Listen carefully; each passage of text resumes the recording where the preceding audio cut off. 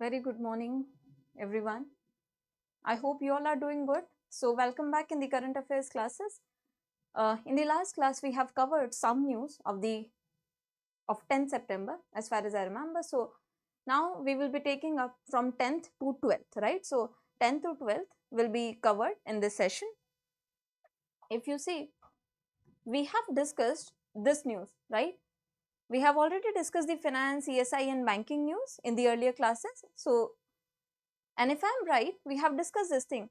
I have told you that MP is the largest producer of soya bean, and then that the center has permitted MP, Maharashtra and Karnataka to procure or to purchase soya bean at MSP, isn't it?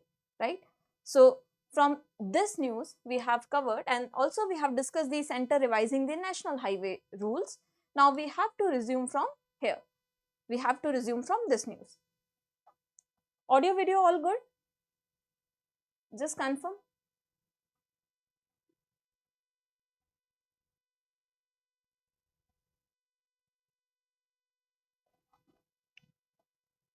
Audio and video all good?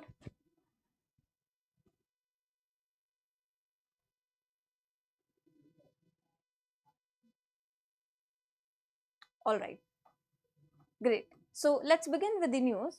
Here is your first news for today. You see, IEPFA, which is Investor Education and Protection Fund Authority, has organized Niveshak Mashal, okay, which is annual half marathon. So remember who has organized Investor Education and Protection Fund Authority. This authority, has been established to cater to manage the funds, the disbursals, the refunds and all related to your investment sector. So Investor Education and Protection Fund Authority has organized this annual half marathon, which is Niveshak Mashal. Remember this thing. Also, it is not the sole entity who has organized this.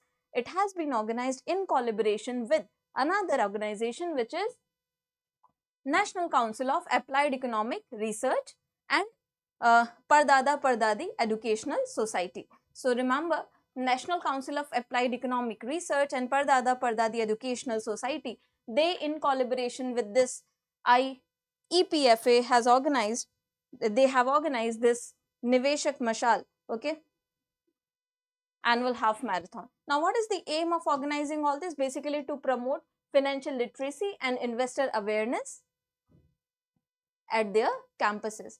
This was organized in UP. So, to promote investor awareness, investor education and financial literacy, this has been done. So, just remember which all are the organization, where was it organized in UP and what was the name, right? Next thing which you have is QCI. Okay, so this is again important. Your Quality Council of India has approved NTH.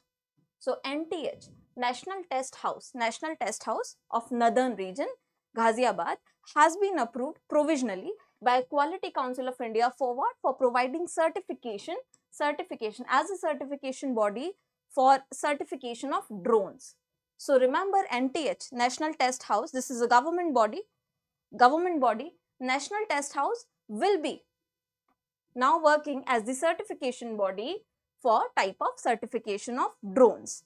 Okay, it is a part of certification scheme of the unmanned aircraft systems. You know, drones come under this category, right?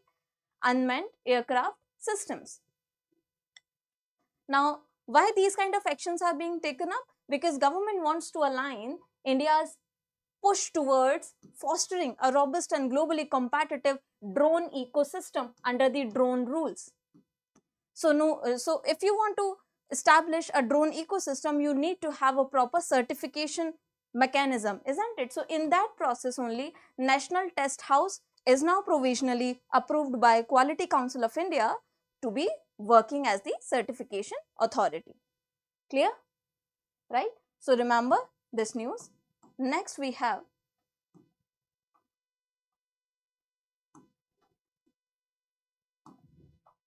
is Union Minister Rajiv Ranjan launching Pradhanmantri Matsya Kissan Samriddhi Saha Yojana.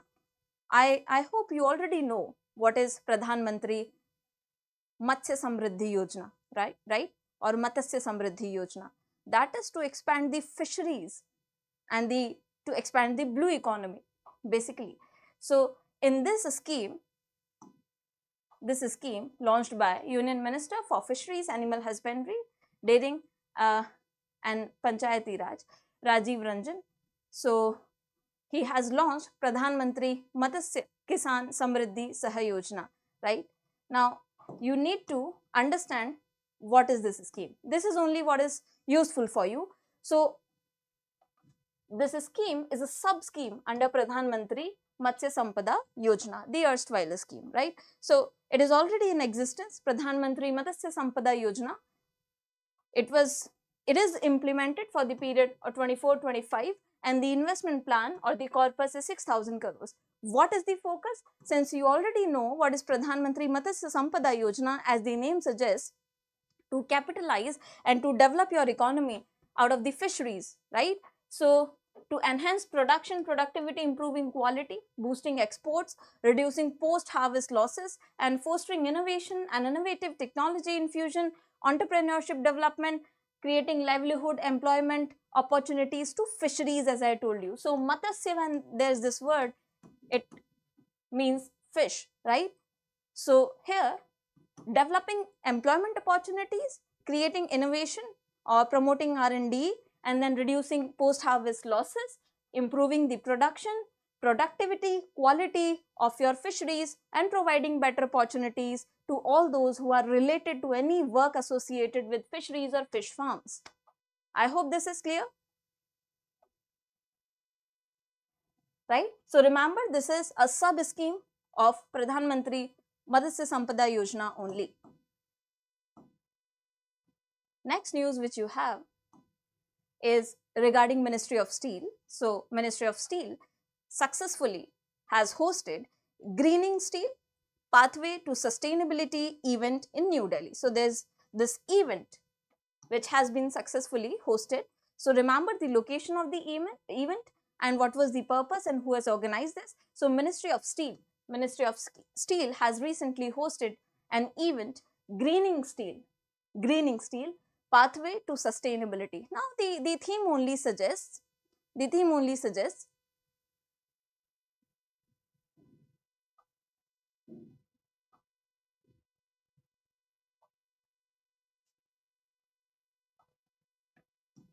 yes, very good. You remember the steel production, second crude steel producer just after China. Okay, very good. So greening steel, basically to have proper sustainable production of steel, right? So greening the steel industry, this is the aim, and it was launched, this event was carried out in New Delhi, and he also released a report titled Greening the Steel Sector in India, Roadmap and Action Plan. Remember this is important. This is important, right? This report was also released in this event. What is the title of the report? Greening the Steel Sector in India, Roadmap and Action Plan. This was about it. Then we have next news. So your Suzlon Energy wins largest renewable energy order of India from NTPC Green Energy. Okay, yes, this Suzlon Energy is one of the largest producers, okay, of renewable energy in India. So Suzlon Energy has won an order of 1166 megawatt from NTPC Green Energy Limited.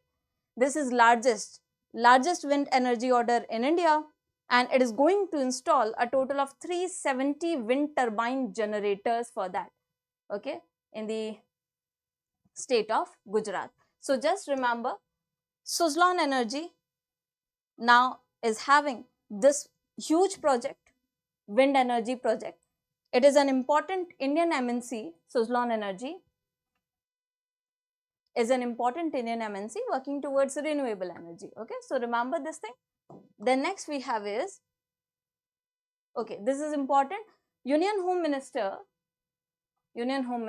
Amit Shah launching a key initiative for prevention of cybercrime in New Delhi. Now you see, cybercrime is one of the most talked about areas and one of the greatest menace which the world at a global level is facing, right? So Union Minister Amit Shah has attended the first Foundation Day celebration of the Indian Cybercrime Coordination Center. This I4C was established and he attended the Foundation Day of I4C. So first Foundation Day of I4C, Indian Cyber Crime Coordination Center. Remember, I4C stands for what? So 4 C's are here. C, cyber, then C, crime, then C, coordination, then C, center. So remember 4 C's. They can ask you the extension or the abbreviated form. So Indian Cyber Crime Coordination Center. Now, while attending, this is an important organization launched by the government to streamline the processes of cyber security and then enforce cyber security programs. Now, here he informed that the center aims to train and employ and prepare 5,000 cyber commandos. So this was an innovative thing which was launched here. They are planning to launch around 5,000 cyber commandos. Cyber commandos, by cyber commandos, what do they mean? That over the next 5 years, they will be training these commandos to tackle any such kind of threat to the nation, right? They will be tackling the growing concerns around the rise of cybercrime in India. And they have also inaugurated Cyber Commandos program. Cyber Commandos program. So remember, this is important. How many cyber commandos to be trained? 5,000. 5,000. Also, they have launched 7 institutions or platforms under this program. So, National Cybercrime Threat Analytical Unit, National Cybercrime Reporting Portal, where you can report all these cases. In Analytical Unit, they will be analyzing all these cases. And National Cybercrime Forensic Laboratory, National Cybercrime Training Center. You have training center, so people will be trained to tackle with the situation. Officers will be trained. Joint Cybercrime Investigation Task Force. Then you have Cybercrime Ecosystem Management Unit. And then you have National Cybercrime Research and Innovation Center. So R&D is also there. These 7 institutions, they have been launched. Just remember, and the Cyber Commandos program as well. I hope this is clear. And when was it launched? So on the first Foundation Day of your Indian I4C, Indian Cybercrime Coordination Center.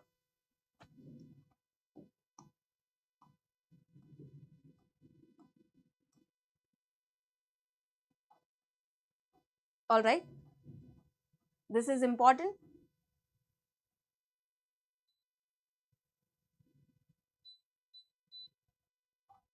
Okay, moving ahead with the next news.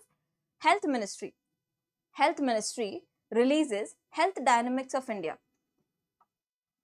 Health Dynamics of India, Infrastructure and Human Resource 22-23. This is an annual publication. Earlier, it was known as Rural Health Statistics.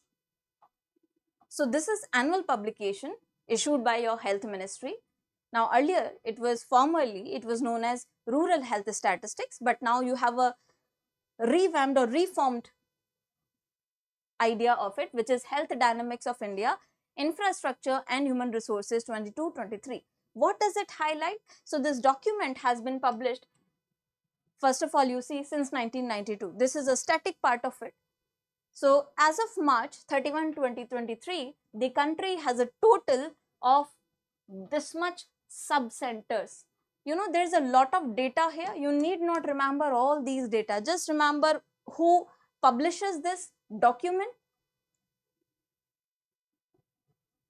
Okay. And then just remember from when is it being published, 1992. And if you see the highlighted data here, just remember this thing, that as on 31st March 2023, the country has a total of 1,69,615 sub-centers. Okay, then you have some number of primary health centers, community health centers. So this basically provides you data regarding health infrastructure. Nothing more than that, and need not remember all these numbers. Need not remember that. If you want to remember, just remember this. otherwise not necessary. Okay.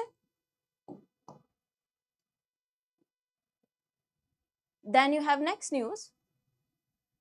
Here, it is regarding Department of Telecommunication. So, Department of Telecommunication, they have simplified the approval process for telecom licenses, right? So, remember,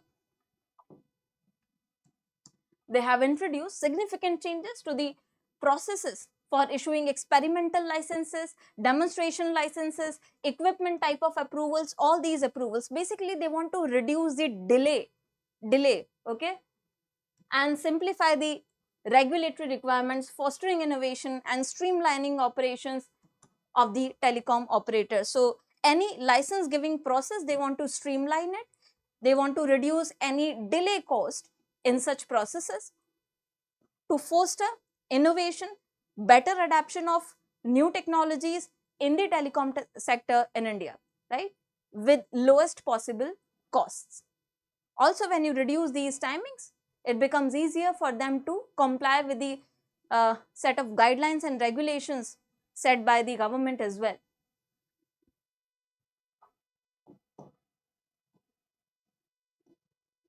So, just remember that these processes will be streamlined, and if you want to remember the fact, you can remember this thing, that the licenses without any interministerial consultation will be deemed granted after 15 days, and for those requiring consultation, it will be deemed granted after 45 days. Utne din mein, if you approve it, okay. If you don't approve it, they will be deemed granted. For any such licenses not requiring any interministerial consultation, 15 days you have time, otherwise they will be deemed granted. If they require any interministerial consultation, 45 days. 45 days they will be deemed granted. So, remember these things.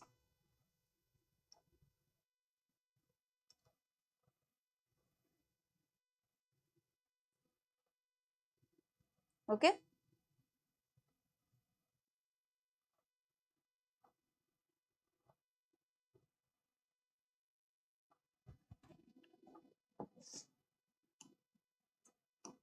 Then you have next news, where you have Union Minister Dr. Jitendra Singh to launch dedicated web portal for special Swachhata campaign. Now, you remember special Swachhata campaign 4.0. If I ask you, what does this campaign aims at? Anyone, please.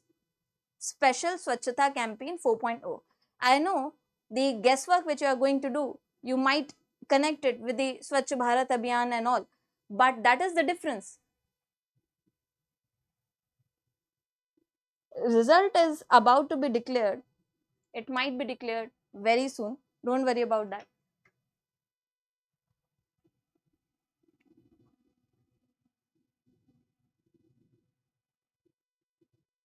Okay. Is 3 months of CA enough? Yes, that is more than enough. 3 months is more than enough, Manav. Okay. I don't think they are going to ask anything more than that. I would ask you to focus before exam the 2 months current affairs first. Be prepared comprehensively on the 2 months current affairs. If you are very much confident in that, then go with the 3rd month. Okay. This should be your strategy. Tell me, anyone?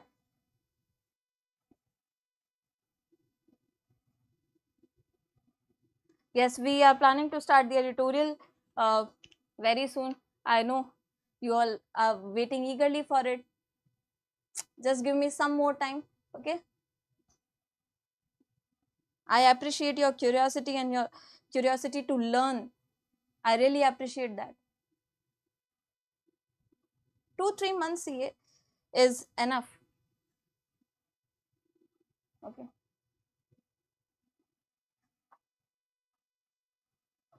Alright, anyone telling me what is Swachhata campaign 4.0 special Swachhata? So this is, not regarding Swachh Bharat Abhiyan or somewhat related to it. It is related to your cleanliness associated with departmental files and work, right? So this is for improving governance and eliminating out the clutter which is there in the government departments and offices. So this is to streamline better governance procedures and reduce the files and all, eliminate the files which are not useful. So basically reduce the paperwork and also be more effective in governance. Are you getting my point? So this is that Swachhata kind of thing. Okay, 4.0. So there's this special web portal launched by the Union Minister for this. This is the news. Now moving ahead with next news, it is regarding Indian Embassy in Bahrain. Indian Embassy in Bahrain launching new displays, okay, which is showcasing Punjab tourism and one district, one product scheme. So you have Indian Embassy in Bahrain unveiling new displays which are showcasing Punjab's tourism attractions and one district, one product scheme over there. Why? The event basically marks Punjab as the 6th state to be featured in the embassy's ongoing Focus State Union Territory initiative. So Punjab is the 6th one in the series. Now there is embassy's campaign going on, which is Focus State Union Territory initiative, right? So Punjab in that series is the 6th state. Okay. And you all must be knowing regarding one district, one product scheme, right? ODOP. ODOP is an initiative which was launched under your Pradhanmantri formalization of micro food processing enterprises scheme. So just remember this news. Indian Embassy has launched this thing where, right? So this is Bahrain is an island country in West Asia. So Bahrain is the location. Just remember this thing. Then you have National Instructional Media Institute. In short, you can call it NIMI, right? So National Instructional Media Institute under the Ministry of Skill Development and Entrepreneurship has launched a series of YouTube channels here. A series of YouTube channels. Why? So first you see the name of the YouTube channel, National Instructional Media Official, right? What is the purpose? The purpose is basically to help learners improve their technical skills through free, easy to access digital resources. Now it has been launched in these languages: English, Hindi, Tamil, Bengali, Marathi, Punjabi, Malayalam, Telugu and Kannada. Remember, in all these languages it has been launched. So it is basically to make it more accessible and more easy for people to have high quality training videos, okay, training videos. They will get to learn a lot of skills over here in any language which they want to. So there is no language barrier here. Just remember, this is very important. And which all are the languages? English, Hindi, Tamil, Bengali, Marathi, Punjabi, Malayalam, Kannada, Telugu. Right? I hope this is clear. And who has launched it? So National Instructional Media Institute. Next news which you have is NSSO, or okay, not NSSO. First you tell me the present day NSO which you have was created when? Quickly. NSO which you have in present form is a result of merger of two organizations. Which are the two organizations and which was the year in which they were merged? This is the question. Quickly tell me. Which were the two organizations and which was the year? Anyone? So remember, NSO, present day NSO, which works under MOSPI, Ministry of Statistics and Program Implementation, is a result of merger of erstwhile NSSO and CSO. Remember this thing. So earlier, you know, national income accounting and all was done by your CSO, and family social health surveys kind of things, they were done by NSSO. Now they are combined in 2019. They were combined to form NSO. Now NSO does all these things under Ministry of Statistics and Program Implementation. Remember this thing, okay? So NSO, National Sample Survey Office under MOSPI, conducts conference on upcoming enterprise surveys, okay? So here you see NSSO has been given, who has held a conference. So just read it NSO only, because now NSSO does not exist separately. Okay, so read it NSO only. NSO held a conference in New Delhi on upcoming enterprise surveys. Upcoming enterprise surveys. There was a conference held. Now, what was the focus? To discuss surveys that will shape the understanding of India's economic and business landscape. What kind of surveys we need, what kind of sampling technology we need, what kind of sampling methods and survey methods and techniques we need to better understand India's economic and industrial dimensions, right? And 5 major enterprise related initiatives of the Ministry of Statistics, they were discussed. What initiatives? That on which surveys you need to focus upon. You need to focus on annual survey of industries, annual survey of unincorporated sector enterprises, then you have annual survey of service sector enterprises, capital expenditure survey and economic census. These are priority areas which you need to focus in order to better understand India's economic and business landscape. So remember these focus initiatives: annual survey of industries, unincorporated sector, service sector, then you have capital expenditure survey, and then you have economic census, right?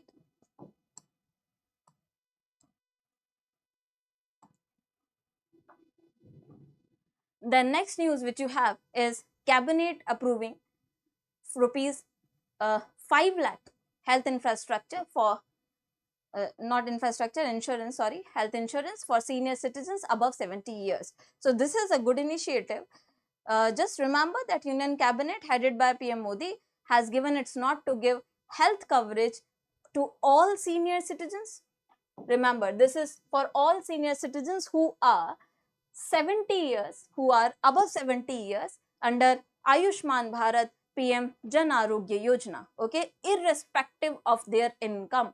So this is a kind of universal basic income, not universal because we are targeting elderly people here, but again, then a conditional aspect of universal basic income, you can consider it like that. Now, when I am saying universal basic income, so you should know what is going around in India and in world. There is a debate going on whether the government should give people dole-outs, right?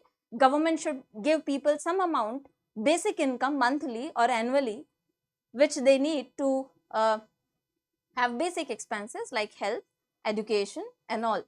But this is a debate going on. Many people argue that if you provide them for free, they will sit idle and they will not be willing to work. This is one argument. The other argument, the other side of the people, they say that this might empower females. This might empower the poorest of the poor strata of the society. So there is this debate and pilot projects going on. But these kind of initiatives, they want to secure the future, right? So this is kind of social security benefit which government wants to give. So remember, this is irrespective of the income. Everyone 70 years above will have this, okay? So the facility of free treatment up to 5 lakh rupees will be provided.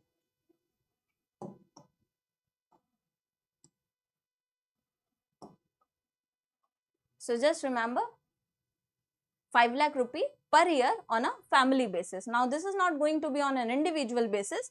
This is going to be on a family basis.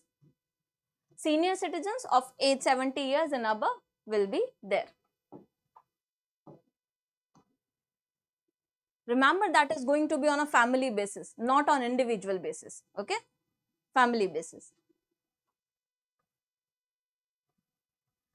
Then you have Union Cabinet approving 70,125 crore corpus for PMGSY, which is your Pradhanmantri Gram Sadak Yojana phase 4, okay? So there is approval to the proposal of Department of Rural Development for implementation of PMGSY phase 4. You already must be knowing this thing, that phase 4 is in the process of implementing, so which aims to construct 62,500 kilometers of road, okay, and to provide new connectivity to eligible 25,000 unconnected habitations.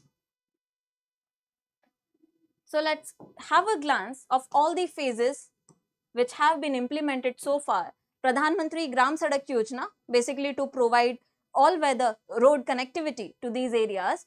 Phase 1, which was there, was launched in 2000, aim was to provide all-weather access to eligible unconnected habitations, basically providing all-weather roads. Phase 2, it was launched in 2013. The aim was to upgrade 50,000 kilometers of roads in various states and UTs. So, to upgrade them, which have been developed so far. Then in phase 3, which was launched recently in 2019, the aim was for consolidation of almost 1,25,000 kilometer roads connecting habitations to Grameen agricultural markets, higher secondary schools and hospitals. Remember, phase 3 was a bit different. So here you tried to consolidate almost 1,25,000 kilometer roads connecting habitations which are linking Grameen agricultural markets, higher secondary schools, hospitals. So connecting these hotspots, okay, and furthering the rural economy with this process. Now there is this phase 4 which has been given nod, okay. This is the news. Next news which you have is regarding Union Minister Kiran Rijiju inaugurating 6 initiatives. What are these 6 initiatives? So, you know, these are related to your parliamentary affairs, because the person in news is also the Parliamentary Affairs Minister. So, Parliamentary Affairs Minister Kiran Rijiju, if you see, has inaugurated 6 initiatives as a part of 100-day achievements of ministry in New Delhi. So, it is a part of 100-day achievements of the ministry. It has been launched. These 6 initiatives you have to remember on your fingertips, right? These are important. So, these are 6 initiatives. Basically, the government also wants, try to understand this thing, government also wants to reduce paperwork in the parliamentary procedures or legislative assemblies procedures, right? So, in line with that, these initiatives, they have been launched. The first initiative, if you see, National e-Vidhan application, then NEVA mobile app. So, NEVA you can call it, e-Vidhan, reducing the paperwork in the parliamentary procedures. For that you have the app. Then also you have the National Youth Parliament Scheme Portal, NYPS. NYPS here is National Youth Parliament Scheme Portal.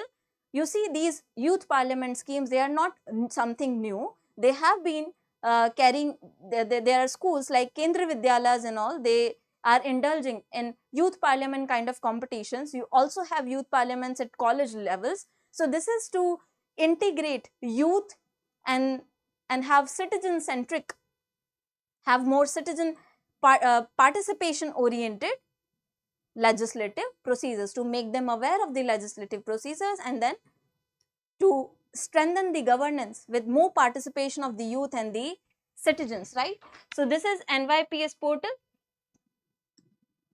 National Youth Parliament Scheme. Then you have NYPS for Eklavya model residential schools particularly, and then you have subordinate legislation management system, then you have consultative committee management system. So, all of these, everything related to parliamentary procedures, be it their committee management, be it their subordinate legislation, they want to have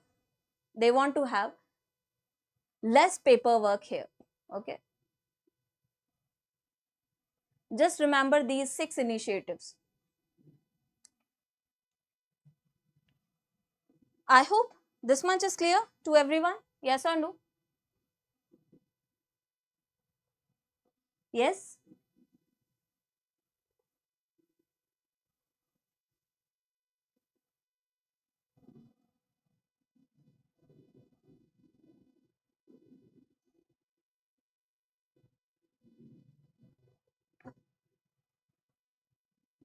All right.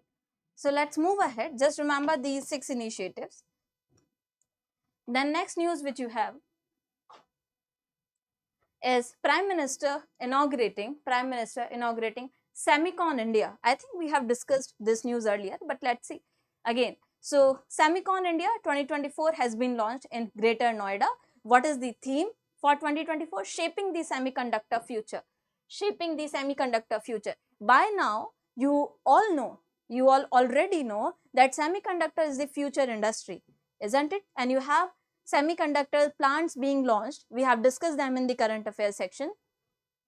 Does anyone remember where was the second plant which was in news? Anyone remember that?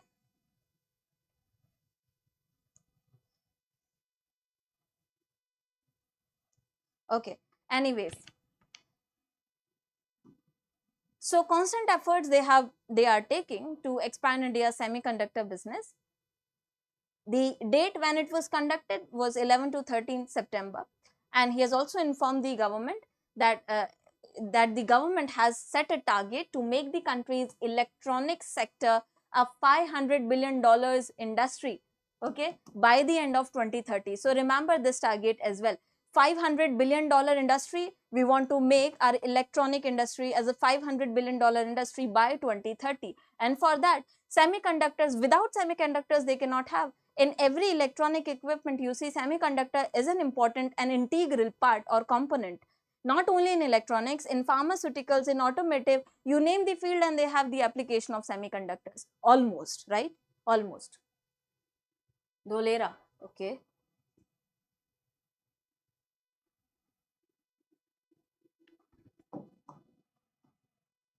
So remember this thing. The next news which you have is Prime Minister to release 2,745 crore corpus for PM Awas Yojana beneficiaries. So remember, the Prime Minister will release an installment of the 2,745 crore rupees to lakhs of beneficiaries of your PM Awas Yojana, okay, on 15 September. Where is it planned? So it was held at Jamshedpur, Jharkhand. Okay. This is not very important. You can skip this news. Not very important. The next news you have is Union Rural Development Minister approves rural roads of Madhya Pradesh, Maharashtra and Kerala. So remember, Union Rural Development Minister Shivraj Singh Chauhan has approved roads of Madhya Pradesh, Maharashtra and Kerala. So for them, they have approved certain kilometers of roads. Sanand in Gujarat. Very good. Very good. This was the recent CA we have discussed, right?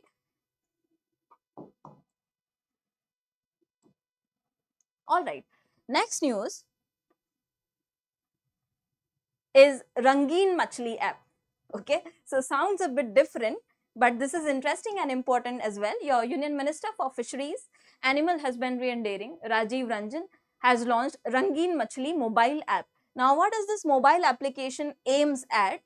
It basically provides your multilingual information. Multilingual information on what? On popular ornamental fish, okay, ornamental fish species in 8 Indian languages.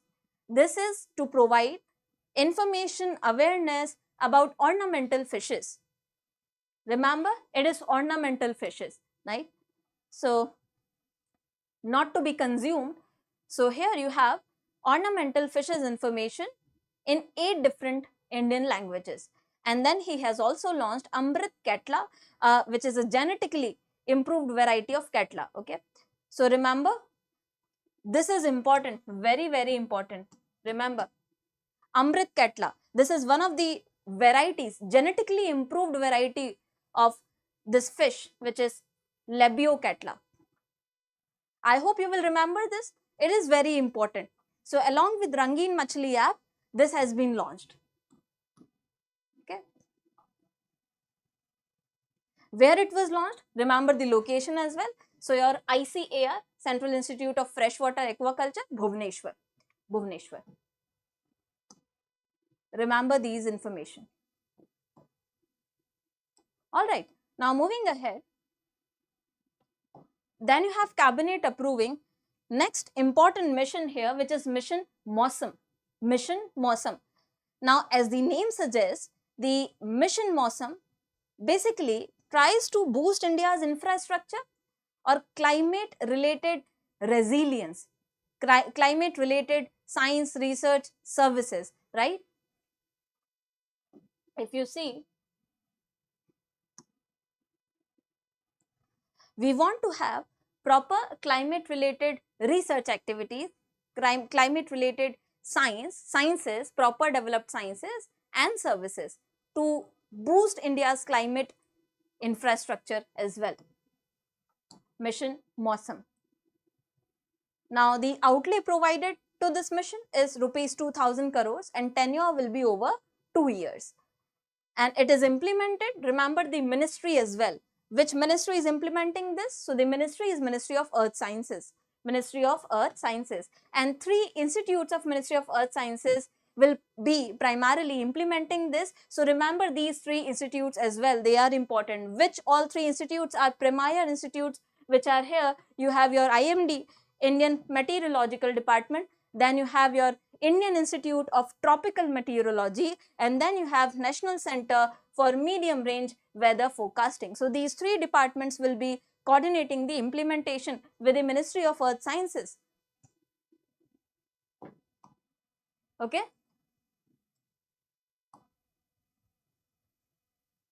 There will be other related institutions which will be supporting these 3 institutions in the implementation of Mission Matsan. Then next news which you have is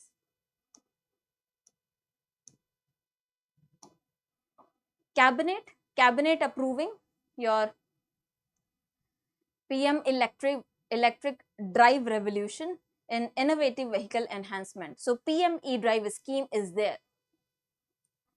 Who has launched it or proposed it? Of course, Ministry of Heavy Industries. Remember, this is important basically to promote electric mobility in the country. So you have proper scheme for that now. So remember, PM e-drive is there. Prime Minister Electric Drive Revolution in Innovative Vehicle Enhancement. The aim is to improve electric mobility in the country, and the total outlay here is 10,900 crores over a period of 2 years. Over a period of 2 years.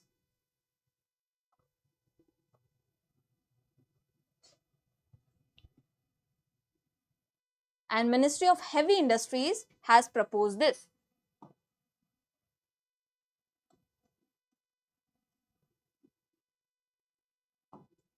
Then next news which you have is 5 successful years of Pradhanmantri Kissan Manhan Yojana.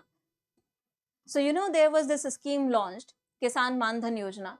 You have 5 successful years for this scheme. It was launched on 12th September 2019, has completed 5 successful years. So if you see what is Kissan Manhan Yojana, I hope you already know the important features of this scheme, but then try to recall it. So what is the aim? What was the aim when this was launched?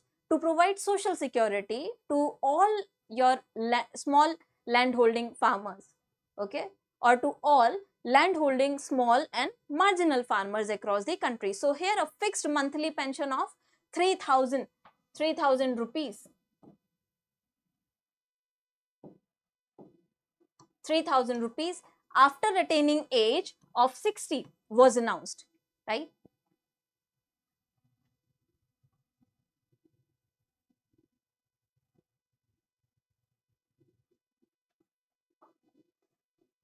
Okay, there's a fixed monthly pension of rupees 3,000 after attaining the age of 60. Also then farmers aged between 18 and 40 years need to contribute between rupees 55 to rupees 200 per month until they turn 60. For this, the farmers, such eligible farmers who are aged between 18 and 40 years, they need to contribute a bit, which is rupees 55 and 200 per month until they turn 60 to attain the benefit. Okay, and then the LIC is managing the pension fund. So remember the organization. So your insurance market giant LIC will be managing this pension fund. Then you see there is an important fact given here. Under the scheme, Bihar leads with over 3.4 lakh registrations. So they can ask you which state is at the top in the implementation of Pradhanmantri Kissan Manhan Yojana. So remember, Bihar is at the top with maximum number of registrations under this scheme. Okay, so 3.4 lakh registrations, and remember the state of Bihar is at the top. what if the subscriber passes away in case of this insurance, this pension scheme? So if the subscriber passes away while receiving their pension, their spouse will be entitled to family pension equal to 50% of the amount of the subscriber which was the subscriber receiving, and that is rupees 1500 per month, okay, as family pension. So 50,000, 50%, which is 1500, 50% will be eligible as a family pension then if the subscriber passes away in that case, okay, and the spouse will be entitled for this much amount. So remember 1500, which is 50% of your 3000, right?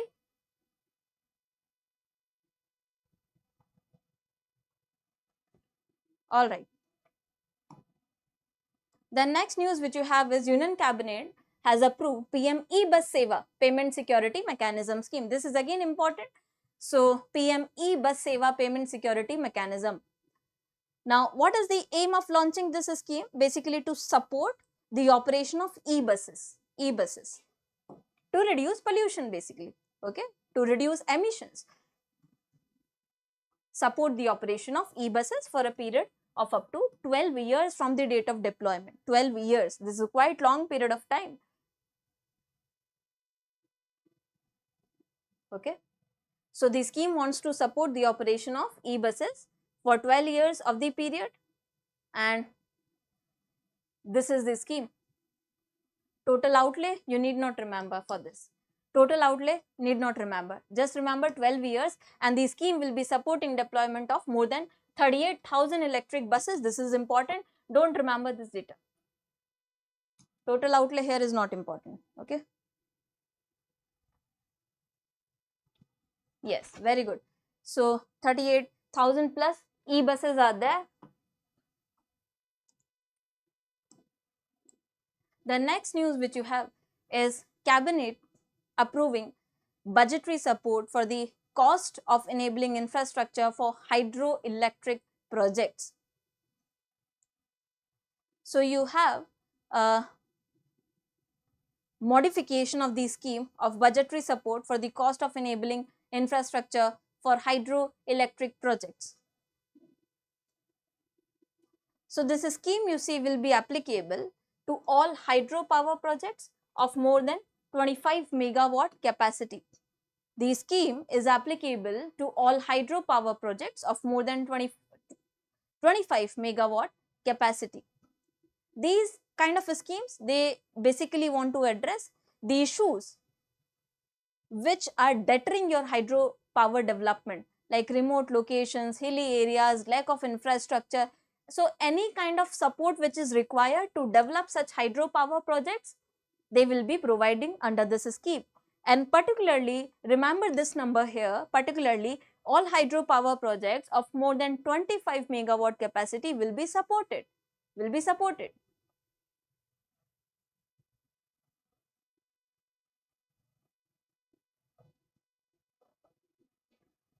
okay. This is the thing.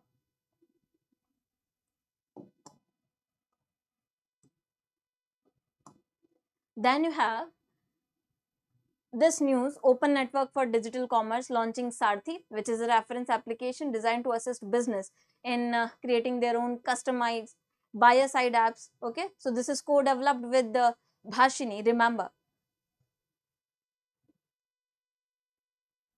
So remember, there is this Sarthi which has been launched, which is a application designed to assist businesses in creating their own customized buyer side apps, and this has been co-developed with Bhashini, and the app initially supports English, Hindi, Marathi, Bangla and Tamil. These languages are initially supported, but then the plan is to scale up to all 22 languages provided by Bhashini. All 22 languages provided by Bhashini.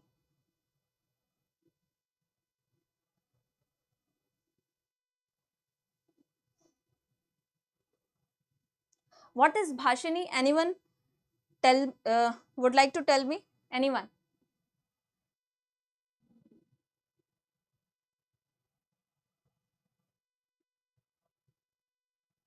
What is Bhashini?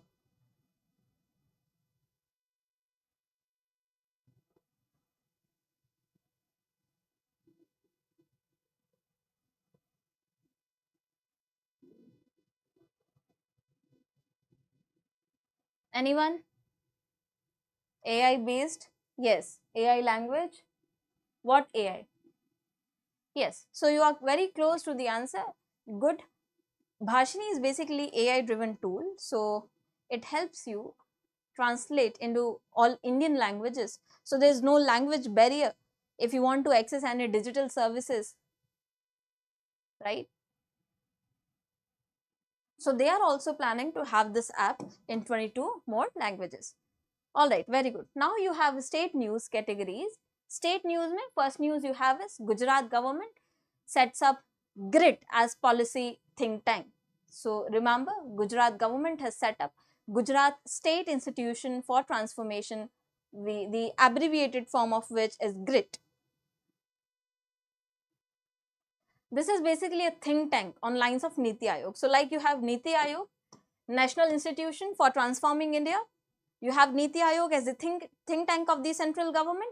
Like that only, Gujarat government has set up their own think tank, which is GRIT. So remember, GRIT is there, Gujarat State Institution for Transformation. Gujarat State Institution for Transformation. And as your Prime Minister is the ex officio chairperson of Niti Aayog, here your Chief Minister will be the chairperson, okay, of the governing body of this institution, while the finance minister will be the vice chairman. So remember, finance minister will be the vice chairman, and this is a 10-member executive committee. This will be a 10-member committee. This will be a 10-member committee. So this is important. Then next which you have is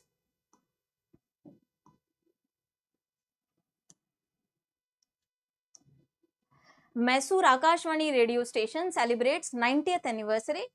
So just remember this thing, Mysore Akashwani Radio Station in Karnataka celebrated its 90th anniversary on 10 September. Okay, and if you see, Radio Mysore was born as India's first private radio broadcaster. That's why this is important. That's why this is important. India's first private radio broadcaster, Radio Mysore. Then you have UP CM Yogi Adityanath inaugurates 73rd All India Police Wrestling Cluster. So UPCM has inaugurated the 73rd All India Police Wrestling Cluster Tournament in Lucknow. So remember, this is 73rd edition of it. 73rd edition of it. Of what? Indian Police Wrestling Cluster Tournament in Lucknow, and from 9 to 13 September it was launched. Remember these things. Then there is another important news which is regarding ILP, Inner Line Permit. So the news says Inner Line Permit implements for 3 districts of Nagaland. 3 districts of Nagaland. So the Nagaland government has approved implementation of Inner Line Permit in 3 more districts in the Nagaland, right? So the districts name are here, which is Shumokdima, then you have Newland, and then you have Dimapur, right? These 3 districts are there. Remember these 3 districts, and remember the concept of inner line permit as well. I hope you already know what is inner line permit. Inner line permit is government approval which you need to take, which is necessary in some states, mandatory in some states.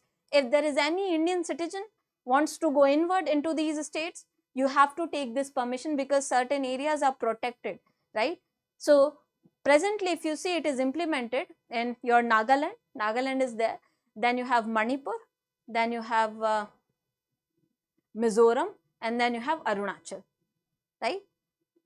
So these are the states presently which are having inner line permit. You need to take, this is a travel document basically. You need to have this permit if you want to go inside because these are protected. Okay. So ILP is there. Now there are these 3 districts which will require ILP. So anyone wants to go to these districts, you will need ILP. Okay. Then you have West Bengal government has decided to set up 5 new POXO fast track special courts in West Bengal. Okay, so POXO Act, very, very important. For that they want to set up 5 new fast track special courts in West Bengal. So now with this announcement, already existing were 62. So now there will be 5 more such courts. Total number will be 67.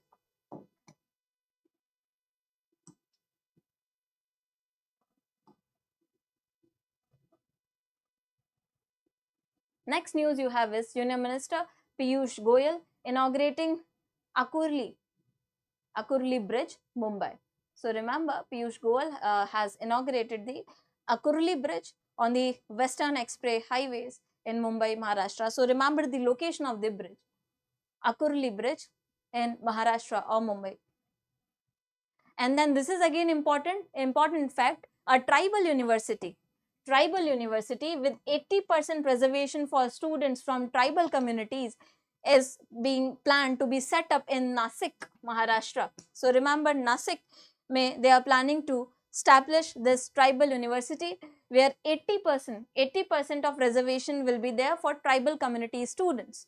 Okay, Nasik, Maharashtra.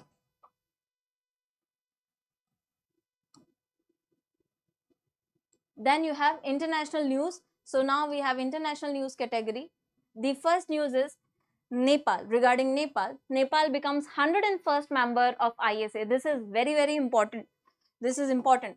In previous current affairs classes, we have already discussed about ISA, which is a very premier institute or organization for solar energy development and promotion all over the world. So Nepal has become 101st country to join ISA as a full-time member. Okay, remember this. And who was the 100th member? Remember, Nepal is 101st. So 100th member was Paraguay, and then 99th member was Spain. About ISA, you already know it was conceptualized in COP21, which was held in 2015, and is a collaborative initiative between India and France. So with collaboration from Indian government and French government, you got this organization. Its aim is basically to combat climate change by implementation of solar energy solutions. It helps and provides solar energy solutions and also helps countries in developing solar energy plants and deploying solar energy techniques, right? Signatory countries, if you see, were 119 signatory countries. Those who signed at that time were 119, or those who are total signatories of the convention are 119, and Malta is the 119th signatory country. There is a difference between being a signatory and a ratifier, right? So remember here, signatory countries are there, 119. Signatory countries, 119. Now, there is a difference between signing a pact or any convention and then ratifying it. I know you must be knowing that, but for those who don't understand the difference, so let me tell you, being signatory means you have signed to it, you will follow all these things, and being a ratifier or ratifying a pact or a document or a convention means you have subsequently implemented law in your country, right? So say India has ratified a convention, that would mean Indian government has implemented simultaneously some kind of law or say parliamentary law for that. This is the difference between ratifying and signing. Okay. Okay, very good. So Paraguay question was asked. Yeah, so these are important facts. Remember, Paraguay 100th and Spain 99th and 101st is Nepal. Total signatory countries 119. I also told you the difference between signing and ratifying. Okay. Also, remember one more fact here, that ISA has hosted first International Solar Festival where in New Delhi from 5 to 6 September 2024. 5 to 6 September 2024. Then you have SR Energy transition. and SSE partner to develop 40 megawatt green hydrogen facility in UK. So you see SR Energy Transition, which is an Indian company only, SR Energy Transition, hydrogen, and UK's leading clean energy company SSE, they have begun to work in collaboration to develop a new green hydrogen production facility in the northwest of England. Okay, northwest of England. So this is a Goi green hydrogen facility. This name Goi has been taken from the river named Goi, okay, and nearby Goi Meadows Nature Reserve. So they will deliver this hydrogen to industrial off-takers in the region. It will be operational by 2028. So remember the two organizations present here, SR Energy and SSE, the counterpart of it from England. And remember the name of the river as well, Goi, okay. Then you have US imposing sanctions on 3 Chinese companies. So USA has imposed certain sanctions against 3 Chinese companies, 1 Pakistani company and a Chinese citizen, for their role in Pakistan's ballistic missile program. If you see, recently we have discussed these ballistic missile programs. So for that, US has imposed some kind of sanctions, okay. What is the reason? Because the country has been found out that the country was transferring certain equipment and technology to Pakistan's innovative equipment, right? And since Pakistan is not a part of MTCR, these actions are seen as violations of international rules to curb missile technology proliferation. Try to understand this thing. Why? Who has empowered the USA to impose these kind of sanctions? See, if you want to share these technologies, you have to be a member of a regime known as Missile Technology Control Regime, MTCR. Now what happens is, to establish peace alongside technical advancement in defense, it's okay to have technical defense advancements, right?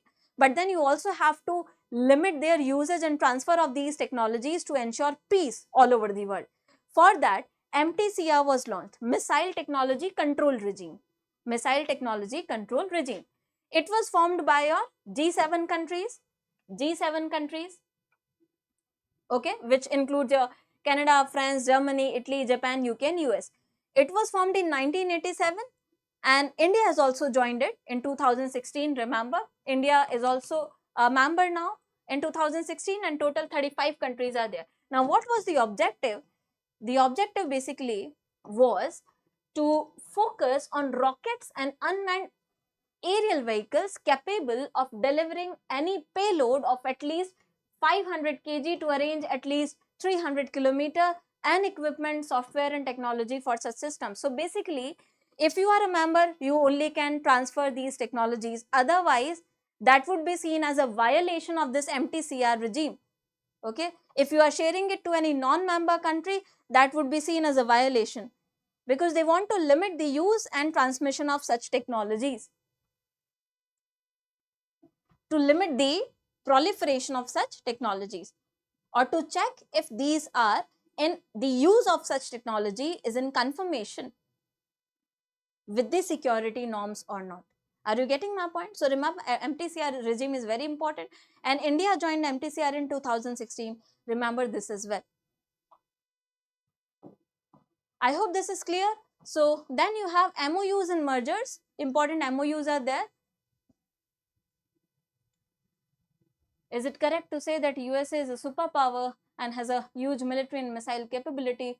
It automatically makes it possible for it to dominate the MTCR. This is a debate still going on, Shreya.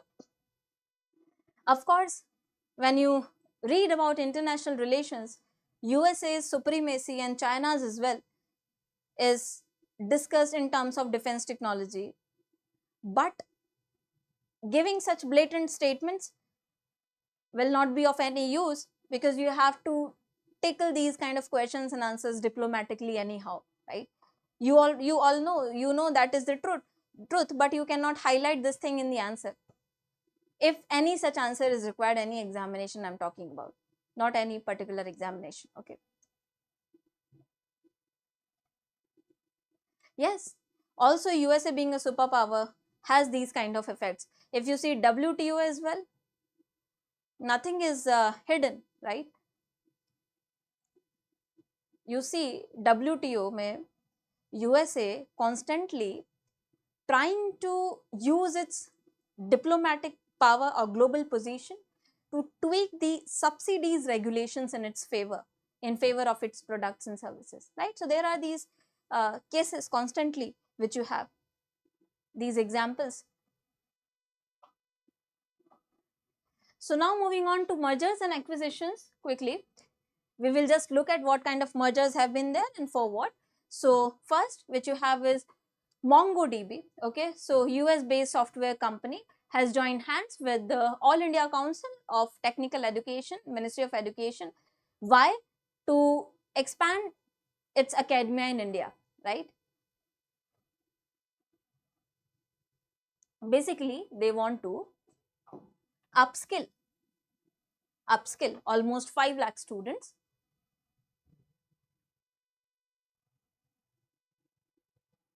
Yes, it will be more on a geopolitical side. So they want to upskill 5 lakh students. For that they have signed this MOU. Next you have is,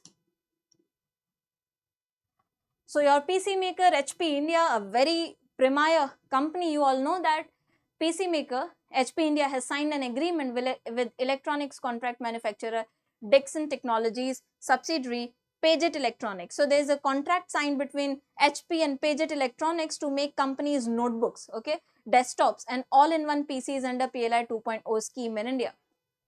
So under your production linked incentive schemes to enhance these productions in India, this pact has been signed between HP India and Paget Electronics. Remember this thing. Then you have Tata Electronics has signed MOU with Tokyo Electron to buy Semicon equipments. Okay, Semicon industry again very important. So Tata Electronics has signed an MOU with the Tokyo Electron to buy equipments and services for its under construction chip unit in Gujarat and Assam. So you already know, we have discussed these Semicon manufacturing units being set up. For that they want to purchase certain equipments, and for that they have signed this MOU. So remember, this is an important MOU. Tata Electronics signing MOU with Tokyo Electron. So since it is Tokyo Electron, you know Tokyo is there, so Japan is there, right?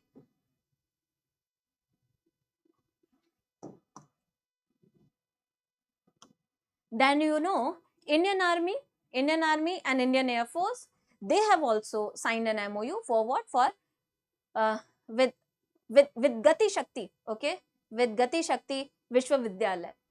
So Indian Army and Indian Air Force have signed an MOU with Gati Shakti Vishwavidyalaya Vadodara. Now reason is to enhance the skill and capacity building of their personals. So if you see this Gati Shakti Vishwavidyalaya, it was formerly known as National Rail and Transportation Institute. National Rail and Transportation Institute. It is a central university located in Vadodara, Gujarat, okay, and it is India's first transport university.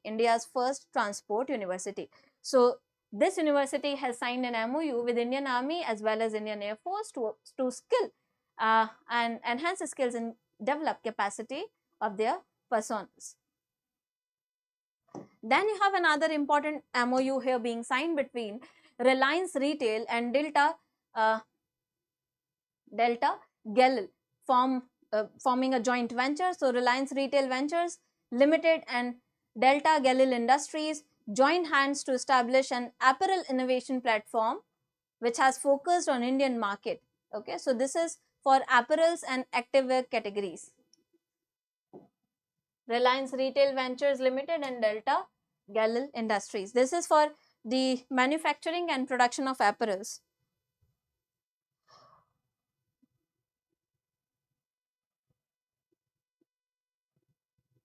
Okay, so you know Reliance is constantly expanding its scope, and now it also constantly wants to expand its scopes in the clothing sector. So that's why you see apparels mein they have signed this MOU. Clothing industry, Reliance has also expanded its legs in clothing industry. Then you have Competition Commission of India has approved Tata Motors Finance merger with Tata Capital. This is something which we have already discussed, I think. So remember, there is this merger of Tata Motors Finance and Tata Capital, and this has been approved by CCI. So this merger will result in Tata Motors holding 4.7% stake in the merged entity. Then after the merger, Tata Motors will be holding 4.7% stake over there.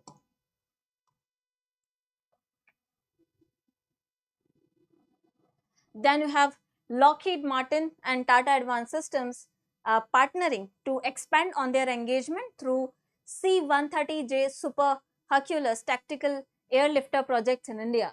Now this is to bolster India's defense and aerospace capabilities. Bolster India's defense and aerospace capabilities.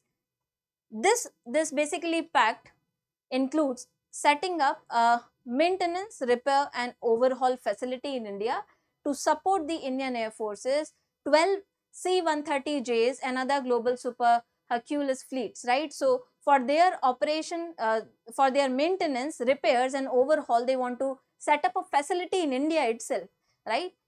And both the companies, they operate through Tata Lockheed Martin Aerostructures Limited joint venture, which was established in 2010.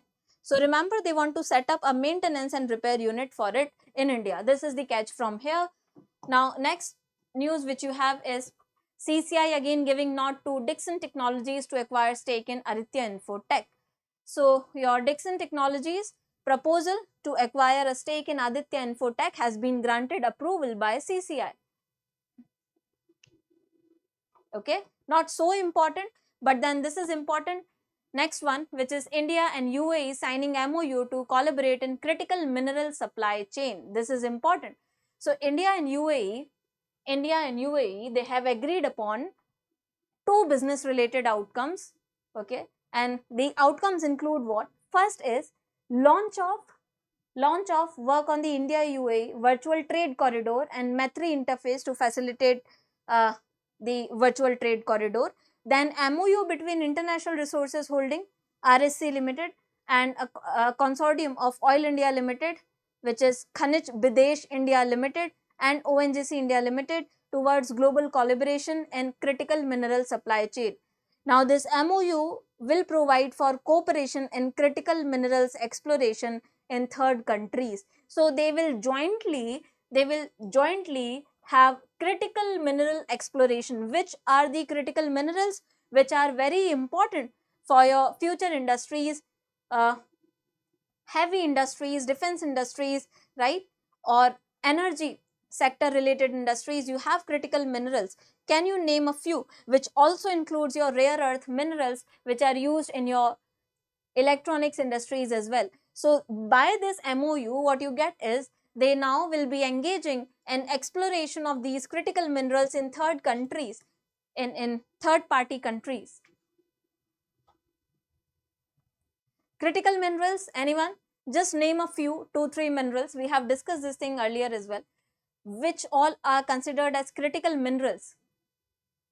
So basically critical minerals, they are very, very critical to the future industries which are there, like semiconductor industry, automotive industry and EVs you have, okay, particularly in the automotive industries part. Energy sector, sustainable energy, renewable energy, a lot of applications. Name a few critical minerals, anyone? Name a few critical minerals.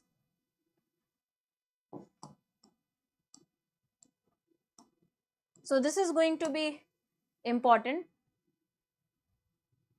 Okay, all right. So this shows that you know what are critical minerals. Good.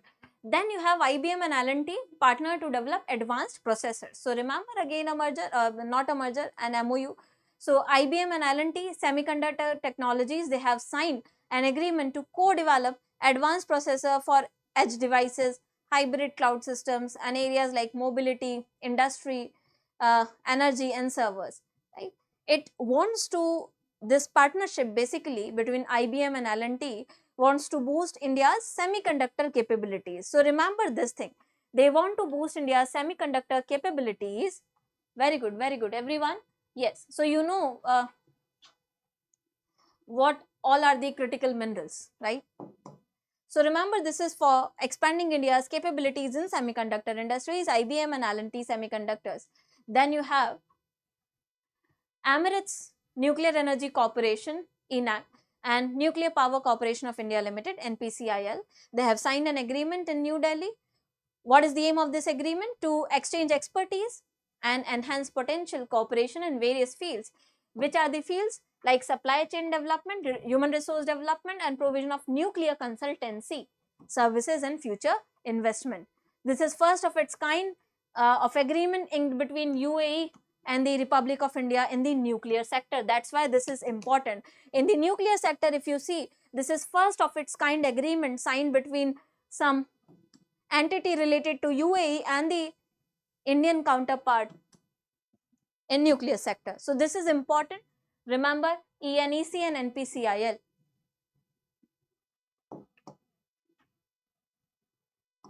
Then you have Bharat Biotech.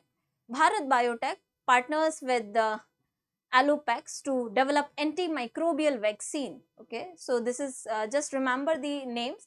Bharat Biotech has collaborated with the Allopax Inc. for development and commercialization of broad spectrum antimicrobial vaccine in India and other low income countries. So they have partnered basically to develop such vaccines in India as well as in other low income countries. Okay, so basically they want to co-develop and commercialize these vaccine, which will be named as AV0328. What is the overall aim? To develop solutions and reduce antimicrobial resistance through vaccination. Also providing these vaccines and manufacturing them in lower income countries apart from India. Then you have National Health Authority and IIT Kanpur signing an MOU for what? So National Health Authority, NHA, and IIT Kanpur, they have signed an MOU. Basically, under this MOU, they want to have a platform, learning platform across a variety of machine learning model pipelines. Okay, a quality preserving database, open benchmarking, AI models, consent management. So this is basically to expand the understanding and usage of AI and ML, right? So this system for, and have R&D in this regard, research and development, proper consent management system for research under Ayushman Bharat Digital Mission. All these things will be incorporated and these will be developed by IIT Kanpur. So basically, National Health Authority wants to utilize the technical know-how or the technical advancements under various services delivery. Okay, so this will be developed by IIT Kanpur and will be utilized by NHA. Then you have Bharat Petroleum Corporation, which is a subsidiary, Bharat Petroleum Corporation subsidiary, along with the Indian Oil Corporation. They have been awarded a production concession by the Supreme Council of Financial and Economic Affairs in Abu Dhabi. Now, what does it mean? That the production concession agreement, according to it, there will be exploration and production concession to Urja Bharat Limited in March 2019 and the successful completion of the exploration phase. So this exploration is basically there in the highlight. If you see, this UBPL is a 50/50 SPV, special purpose vehicle. It was established of BPCL and IOC. It was established for such explorations and productions.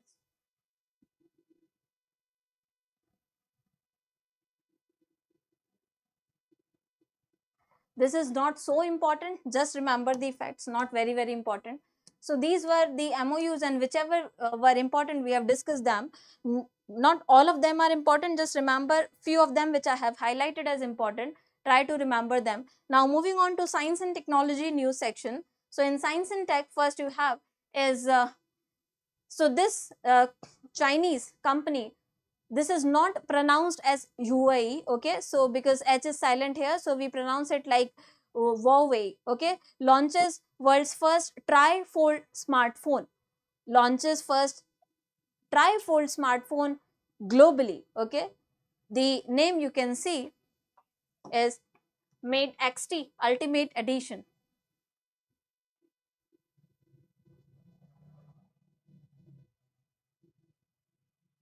Yeah, I know there are a lot of MOUs. That's why I just try to focus on remembering. You go through the content 2-3 times, you will be able to remember. And that's why I try to connect to the concept so that it becomes easier for you to remember. But then you have to do revision for this, okay? And select the important ones. So remember, this trifold smartphone has been launched. Then in the defense sector, you have 20th edition of India-US Joint Military Exercise Yudh Abhyas. So remember, Yudh Abhyas is between which two nations? So it is in between India and USA. It is a joint military exercise, and 20th edition of this has started on 9th September. Okay, and it will be concluded on 22nd September. Where is the location? So location is foreign training node in Mahajan field. Okay, so your Mahajan field firing ranges, Rajasthan is the location where they are being held. Remember the location and the countries involved. This is an exercise which is held annually since 2004.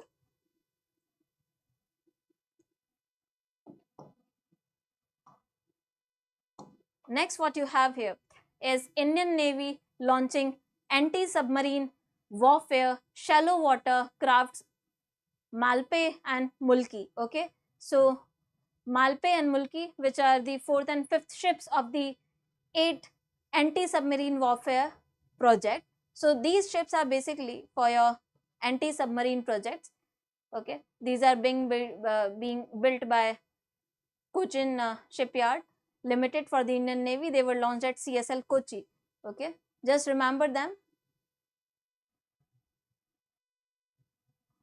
So these two names, they are there under the anti-submarine warfare shallow water crafts project of the Defense Ministry. So two names are there, Malpe and Mulki. So remember, these two ships are there. Okay, two ships. Anti-submarine project mein they have been there. Then you have DRDO and Indian Navy successfully testing the flight VLSR SAM. So India has successfully test fired indigenously built vertical launch short range surface to surface air missile from the launch pad off coast Odisha. Okay, so it is a shipborne weapon system. Basically it will be shipborne. Remember, it will be shipborne, and remember the extension, remember the name. So this is vertical launch, a short range missile which will be a surface to surface launch. Okay, so surface to surface launch will be there. It will be a short range and it will be a shipborne.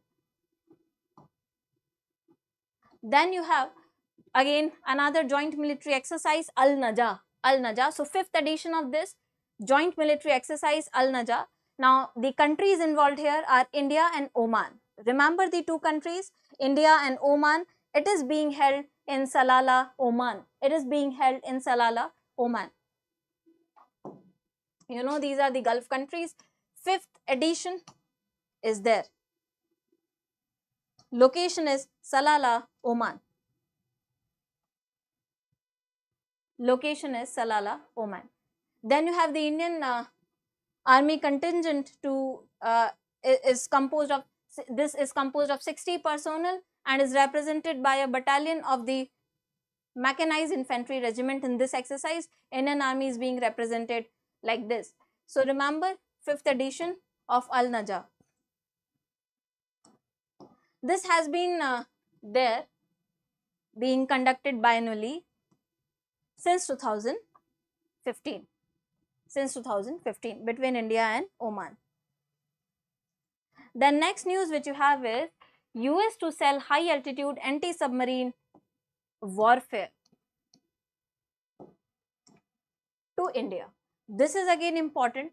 So US is set to sell high altitude anti-submarine warfare name as Sonoboys to India.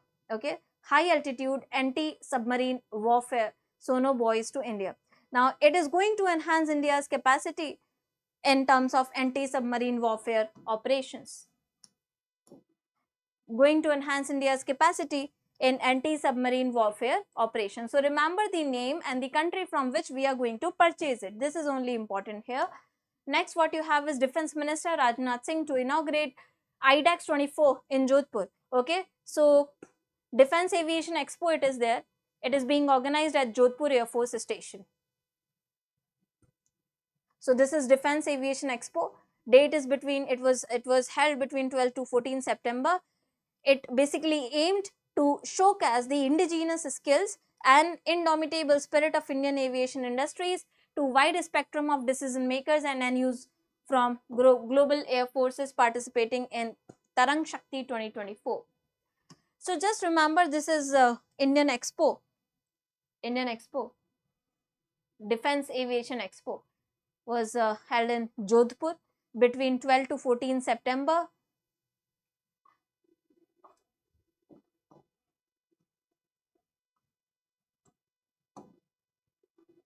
Then you have Indian Air Force conducting symposium on air domain awareness as a part of Tarang Shakti. So Tarang Shakti, as mentioned earlier as well, as a part of exercise Tarang Shakti, India's largest multinational air exercise, which is aimed at enhancing interoperability and operational coordination among the friendly foreign countries, the Indian Air Force has organized a multinational symposium on air domain awareness at Jodhpur. So under this campaign only, if you see, this was also held in Jodhpur. Air domain awareness. So this is regarding air domain awareness. It was held on 11th September in Jodhpur. The theme is important here if you look at the theme. So now you know what is Tarang Shakti. Okay, it is India's largest multinational air exercise, Tarang Shakti. They have launched the theme of the symposium as well. What was the theme? Remember the theme. This is important. Collaborative approach to facilitate air domain awareness towards enhancing regional security. What was the theme? Collaborative approach to facilitate air domain awareness towards enhancing regional security. Remember the theme. So this is on the defense part. We have seen the important organizations and the expo. Just remember the locations of these exercises in expo. Also remember the theme. Now you have certain rankings and reports.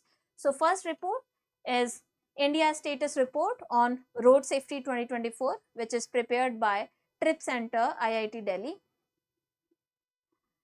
regarding road ongoing challenges of road safety, okay, being faced.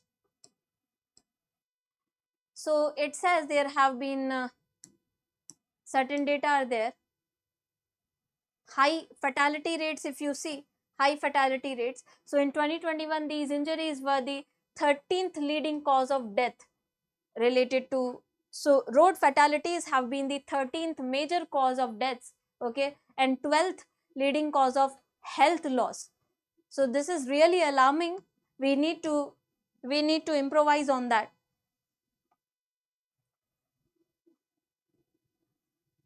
Then there have been disparities across the states in terms of that. If you see such fatalities, so in states like Tamil Nadu, Telangana, Chhattisgarh, and some of they have some of the highest road traffic death rates in these states, while states like West Bengal and Bihar, they have reported much lower rates. Then 6 states are there, UP, Maharashtra, MP, Karnataka, Rajasthan. They have accounted nearly half of all traffic fatalities. So these are the states which are a red alarm for us. They have recorded almost half of the road fatalities. And the report has also highlighted who are the vulnerable victims here. So your pedestrians, then cyclists and motorized two-wheeler riders, they are the most common victims of these accidents. Okay. So remember, states having lowest of such fatalities are West Bengal and Bihar. Lowest are West Bengal and Bihar, and highest Tamil Nadu, Telangana, Chhattisgarh, right?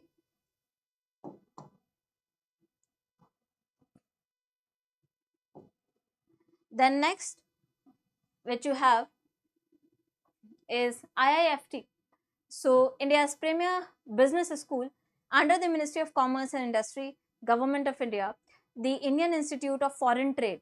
Indian Institute of Foreign Trade has globally ranked 1 in networking and 51 in LinkedIn's top 100 MBA programs in the world. So remember, Indian Institute of Foreign Trade has globally ranked 1 in networking and 51 in LinkedIn's top 100 MBA programs in the world. Okay, that's why this is important, and that's why you should remember the name of the Vice Chancellor as well, Professor Rakesh Mohan Joshi here. Then you have Niti Aayog. Niti Aayog releases expert group report on future pandemic preparedness. So Niti Aayog has released this report titled Future Pandemic Preparedness and Emergency Response, a Framework for Action. How is the country set to be responsive in any case if there is a future pandemic, right? So Niti Aayog has constituted an expert group to prepare a framework to tackle any kind of future pandemics, because we have seen the menace of corona pandemic recently. So this report indicates that the steps on how the outbreak can be tracked, tested, treated and managed will be there through a well-developed framework. So just remember, this report has been launched by whom? This report has been launched by Niti Aayog. Okay. Then you have Delhi Airport climbing to 24th position in mega hub rankings. So Delhi's Indira Gandhi International has climbed to 24th place in latest ranking in global mega hub airports. Okay, so in the global mega hub airports category, you have IGIA at 24th position. And if you see Mumbai's Chhatrapati Shivaji Maharaja International Airport, so it is 44th. And if you see the top global mega hubs, so at the top you have London Heathrow, and then Kuala Lumpur International, then you have Tokyo Haneda, and then you have Amsterdam, and then you have Seoul's Incheon Airport. Okay, then you have India being world's third largest aviation market behind US and China. This is again an important fact apart from these rankings. So remember, in terms of being the largest aviation market, India is the third largest aviation market after US and China. Remember this fact as well. After US and China, this is important. Third largest aviation market. Then in the awards, books and festivals categories, you have certain awards here. So President presents National Florence Nightingale Award to nurses. So President has conferred 15 such awards, National Florence Nightingale Awards to 2024 to nurses at Rashtrapati Bhavan. Okay, this award, was instituted by Ministry of Health and Family Welfare for recognizing their meritorious services which they offer to the society. Then you have Indian origin lecturer winning the prize for literature in Singapore. So Indian origin lecturer Prasanthi Ram has won the Singapore Literature Prize for English fiction for her short story 9-Yard Sari. So remember Singapore Literature Prize for fiction work 9-Yard Saris. Okay, so she is an Indian professor.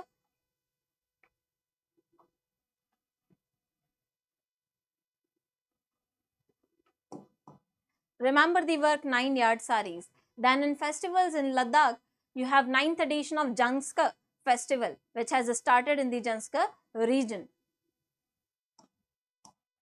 9th edition of Janskar festival in Ladakh. Now in the sports category, you see,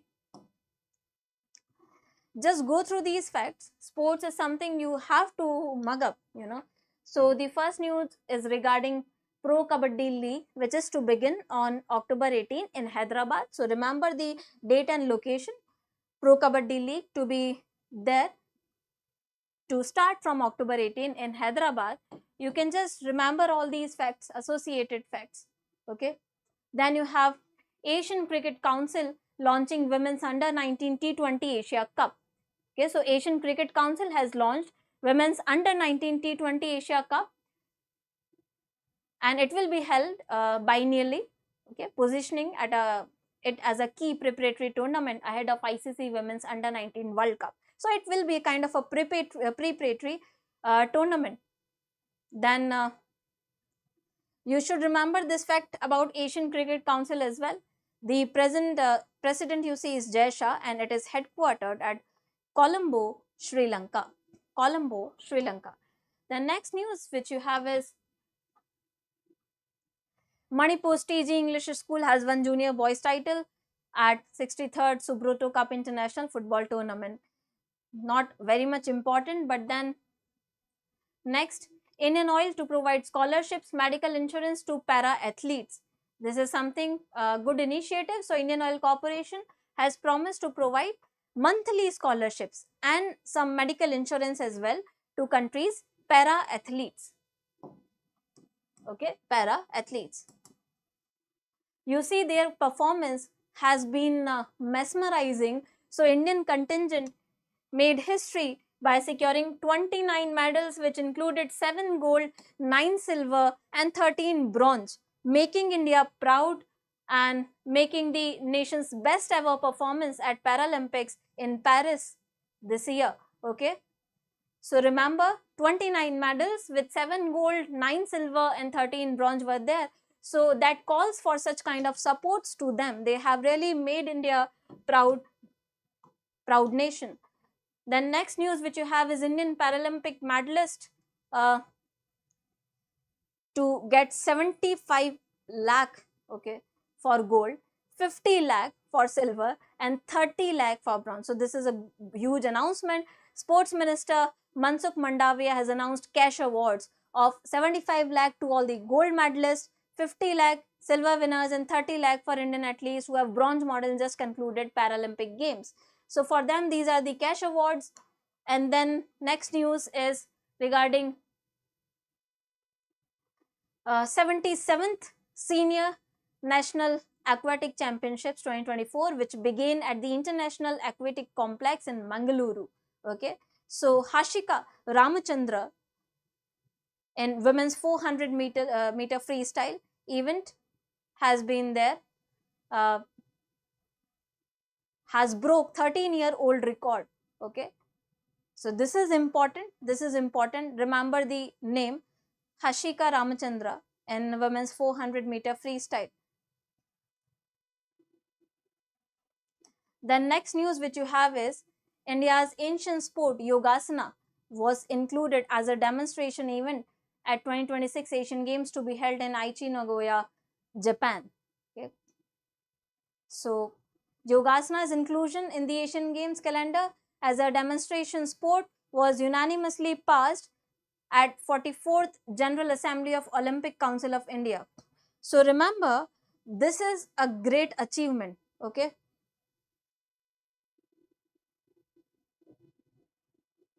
This is a great achievement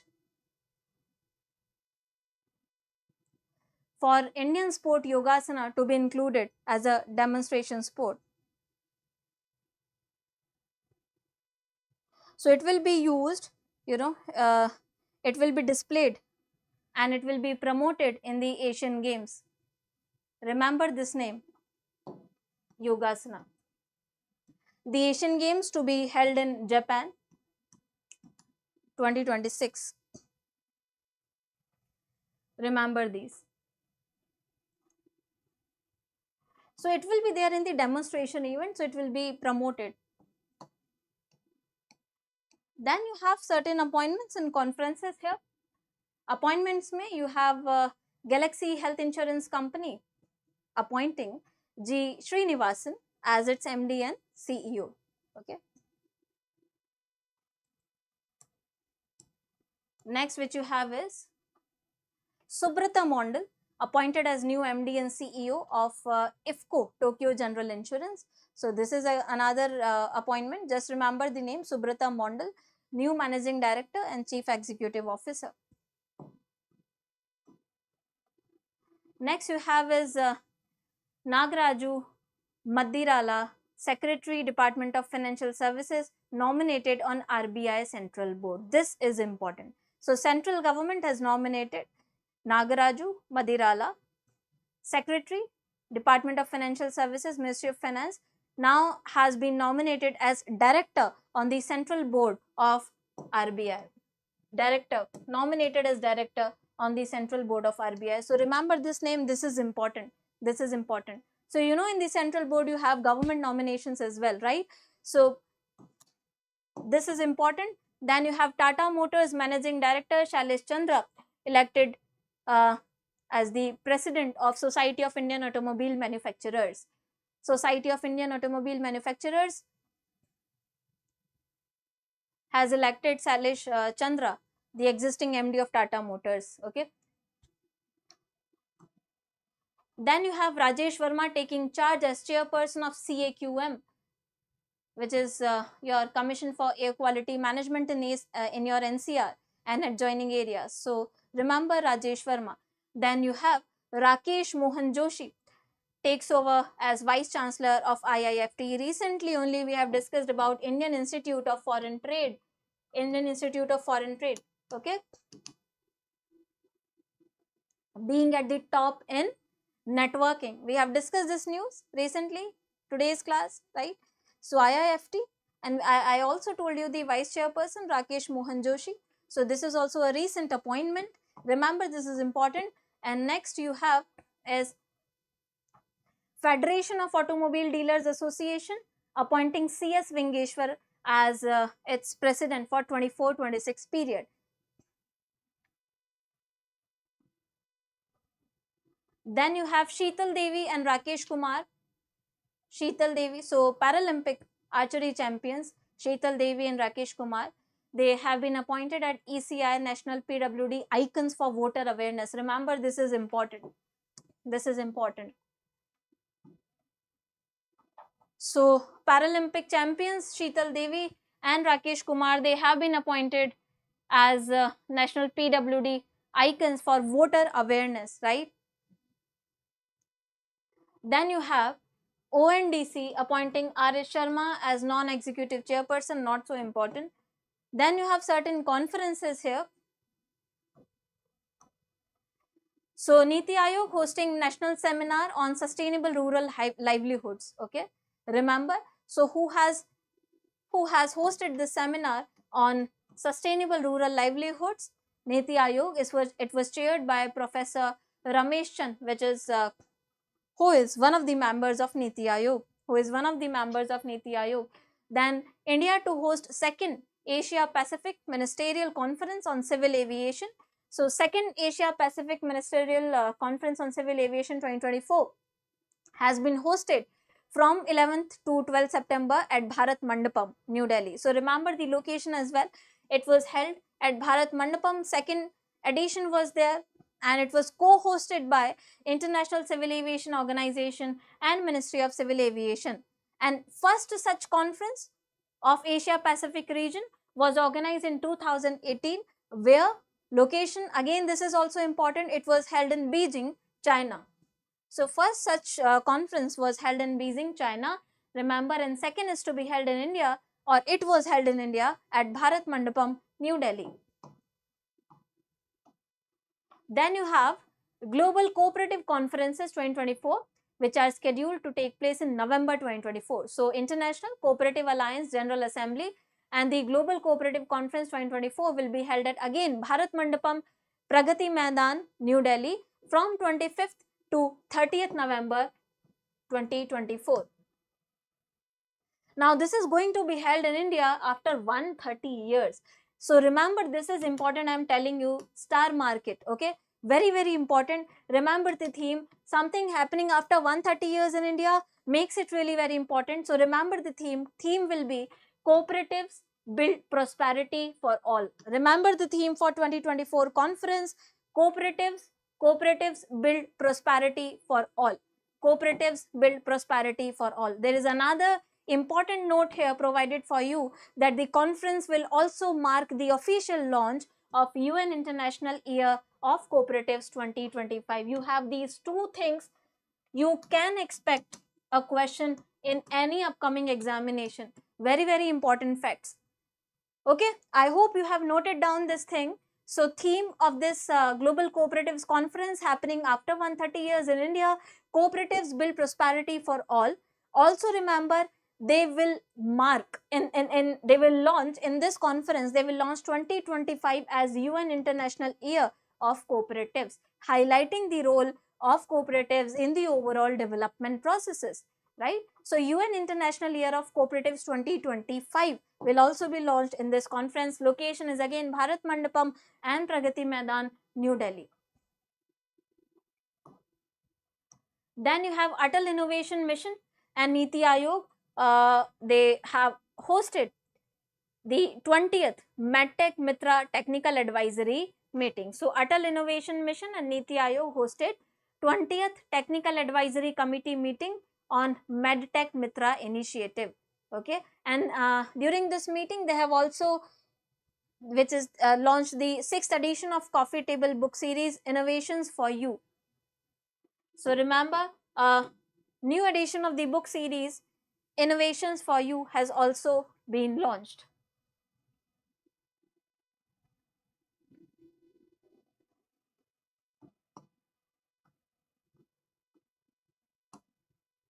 Civil Aviation Conference, we have already discussed this one. Okay, we have discussed this one. I have told you, in civil aviation market, Indian market has grown to 3rd largest after US and China. Okay, then in obituaries and important days, you have eminent English teacher and translator K. Chelappan, who won the Sahitya Akademi Award also 2020 for his translation of Rabindranath Tagore's Gora into Tamil, has passed away, unfortunately. Then you have James Earl Jones, an American actor whose rich baritone provided the voice for Star Wars villain Darth Vader, has also died at age 93. He has given voices in he has also voiced King Mustafa in Disney's animated feature The Lion King. So he was a important personality. Then you have CPIM General Secretary Sitaram Yechuri, also passed away after a prolonged illness at 72. The person is an eminent political personality, and he has been Rajya Sabha, elected to Rajya Sabha for 2 terms from 2005 to 2017 from West Bengal, remember. So has been a Rajya Sabha member as well.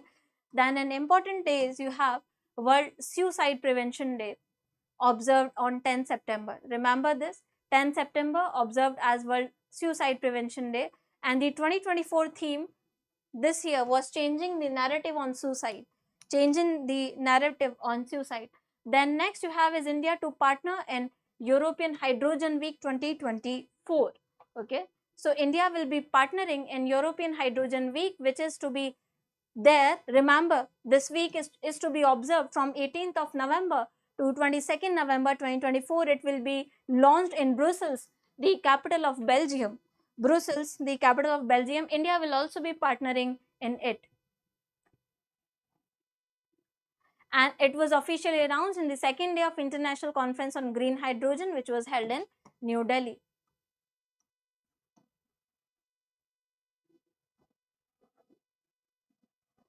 So then next you have is UN observes International Day of South-South Cooperation. So you know there is this North-North cooperation and South-South cooperation going on. So South and North, in terms of the hypothetical divide, we call it as the equator, right? So the country is above equator, the northern hemisphere and the southern hemisphere. So for South-South cooperation, UN has observed an international day on 12th September, remember. And the theme this year is a better tomorrow through South-South cooperation, remember. a better tomorrow through South-South cooperation. The next news you have is Prime Minister remembering Swami Vivekananda on 132nd anniversary of Chicago speech. So, you know, Swami Vivekananda is known for his Chicago speech, which was really mesmerizing. So this was 132nd anniversary of Chicago speech, which was delivered in Chicago, USA on 11 September 1893 at First World's Parliament of Religions. You all must be knowing this. So he also participated in World's first Parliament on Religions and delivered the speech. And also remember that Swami Vivekananda was a disciple of great Indian mystic and philosopher Sri Ramakrishna Paramhans. Okay, so he was the guru of Swami Vivekananda.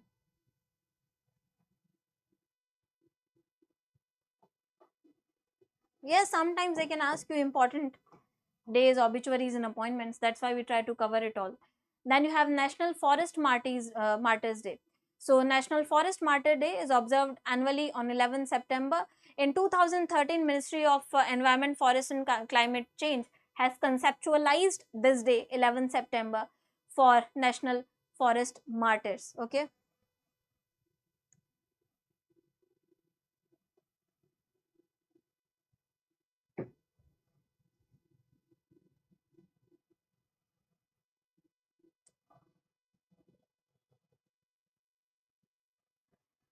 So this is again important, National Forest Martyrs Day. If you see, this is basically to commemorate the efforts and precious lives, those who have given their precious lives in defense of forests and other natural reserves of India.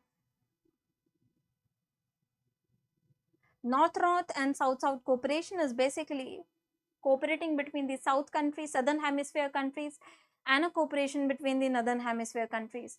So all these kind of blocks which you have for economic cooperation, geopolitical cooperation, this is kind of having a umbrella cooperation transcending all the dimensions: economic, science, tech, defense, whatever, geopolitical and explorations, all these dimensions for the countries in the Southern Hemisphere. Simple. And to place themselves at a competitive edge when compared to the North-North blocks. Okay. So these were the news for 10th to 12th September. We have seen all the important news and facts. I have highlighted some things which are really very important. So please try to remember them. And I hope this was useful for you. In the sports category, you have to just go through the facts and try to remember them. Any doubts so far?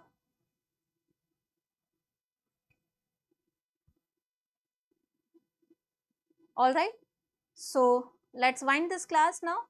Thank you for being active and interactive for such a long period of time. I'll see you in the next session with new current affairs after 12th of September. Till then, have a great day. Thank you so much. See you in the next class.